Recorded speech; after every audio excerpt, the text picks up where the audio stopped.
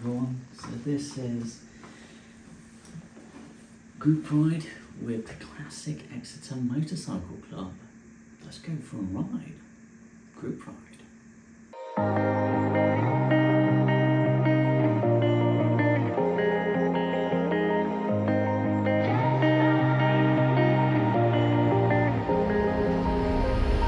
When I'm blue, I think of you in your eyes, how they look at mine, so kinda like that. You slow down time and everything's just fine. I was ocean swimming with just wishful thinking of my life. That is the most beautiful thing I have ever seen. Drifting by until I found a lighthouse in your heart, shining like a beacon of bright stars. I was alive for wandering far until I found a lighthouse in your heart, guiding me out the dark.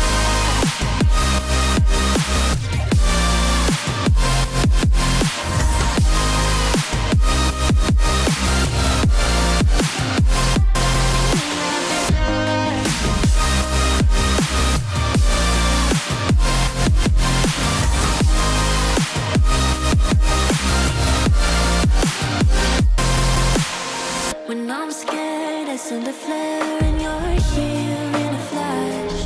When I ask, oh dear love, where did we come from? You say the light is on. I had the will and mission, but the wrong position. I was open, praying for a sign until I found a lighthouse in your heart, shining like a beacon of bright stars. I was alive for wandering far until I found a lighthouse in your heart, guiding me out the dark.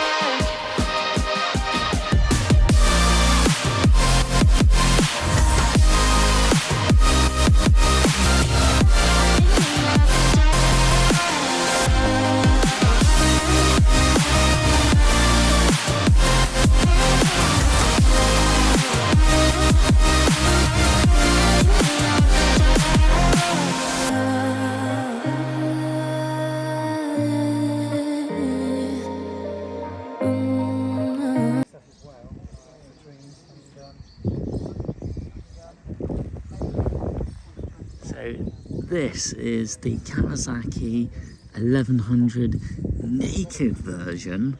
So think of this as the Z 1100, and so whopping great big inline 4. So you got a lot of power, a lot of torque for a carbureted engine.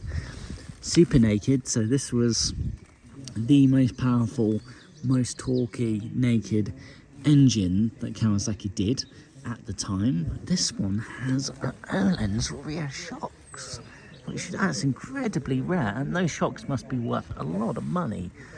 And it's got this beautiful Kawasaki metal flake in there as well. Yeah, that looks really good. Kickstarter, whether that's in use or not, I have no idea. Some motorcycles of this age are converted to electric start. The halogen lights, paintwork looks beautiful. You get to see that honking, massive, great big Kawasaki engine. Seat pattern looks really good. Look at that. And your controls are pretty basic. You do have slightly sporty handlebars, but they're mostly straight. And then analog clocks. So 160 miles an hour. Yeah, that's very Kawasaki. And disc brakes front and back, so that was pretty advanced at the time, but you don't have any anti-locking brakes. But yeah, halogen light, halogen indicators, all that sort of general stuff. NGK, so good wiring loom, and it's just beautiful. And this one actually gets some use, because you can tell. And Wow, what a cool Super Naked from Kawasaki from a long time ago.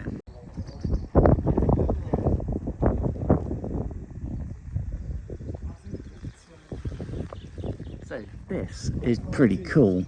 This is a Beam Moto 500 Evoluciono.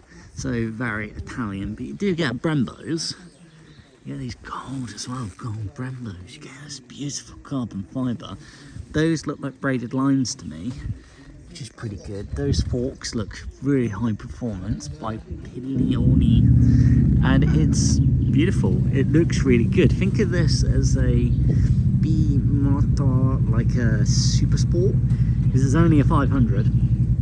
But yeah, very beautiful colour scheme. It looks really interesting to look at. A lot of carbon fibre as well, so really beautiful. Lovely chain as well. You got gold chain down there, and then the rear seat cover, because this is a Super Sport, so no billion's ever going to hold on to this. And then you've got your race handlebars, which is great. And you do have a Brembo, looks like Brembo master cylinder. There's beautifully a machined aluminium piece here. But controls are pretty standard, so you know, dip beam, main beam, indicators, pass light. Look at that for an instrument cluster. I've never seen anything like this. Made by Flash. And it looks like you've got a gear indicator. So of course all that matters is your revs, because this is a race bike.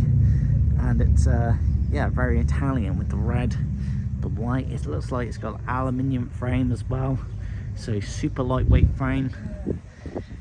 Lovely swing arm as well back there, because that looks like aluminium. And yeah, it's just an interesting Super Sport from Italy here at the right now. That's pretty cool. So this is pretty interesting. It's a Triumph Thruxton R. So think of this as like a classic Triumph race bike.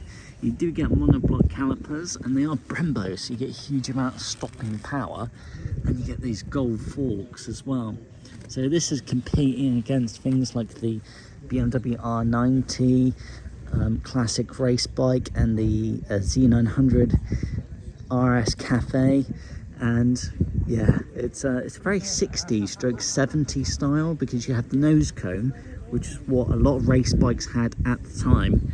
And you do get a nice amount of carbon fibre. You do get a rear seat cover as well, because it's a race bike, so no pillion's going to hold on to this. And it's just pretty much a massive twin race engine. It's the Bonneville 1200 in race form. So you've got quite a bit of power, quite a bit of torque. I think it's less than that, it's at least less than 140 horsepower. But fuel injected and computer controlled, so that's pretty good. And just a lot of nostalgic touches. So though it looks like carbs, it isn't carbs, which is interesting. You got a bit of aluminium here and a bit of aluminium there. You got the sculpted rear piece here. You get Öhlins rear shocks, so pretty high performance shocks.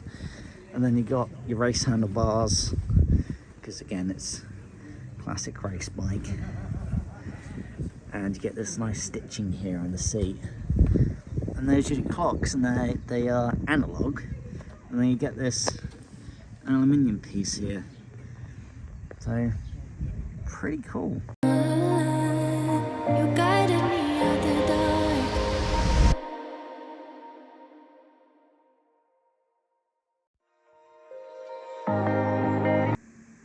Thanks for watching. That was a good group ride. It was pretty interesting, and just exploring on a motorcycle together. That was pretty good.